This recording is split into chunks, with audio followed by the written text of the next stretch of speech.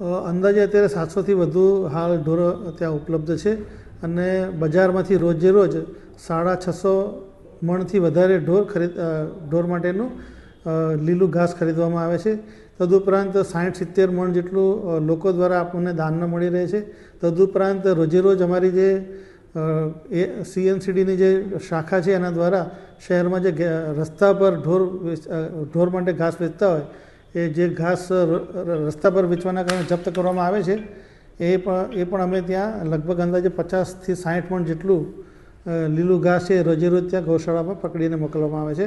આમ ગણીએ તો લગભગ 750 મણથી વધારે રોજે રોજ ત્યાં ઘાસ મોકલવામાં આવી રહ્યું છે। તદુપરાંત અમારી પાસે સૂકા ઘાસનો પણ ત્યાં જથ્થો છે અને જરૂર પ્રમાણે અને ડૉક્ટરની સલાહ પ્રમાણે સૂકું ઘાસ પણ નીરવામાં આવી રહે છે।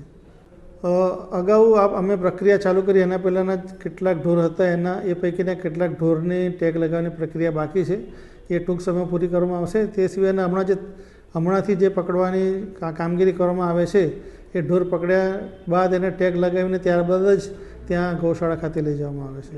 અંદાજે રોજ એવરેજ એકનું આપણે ગણી શકાય।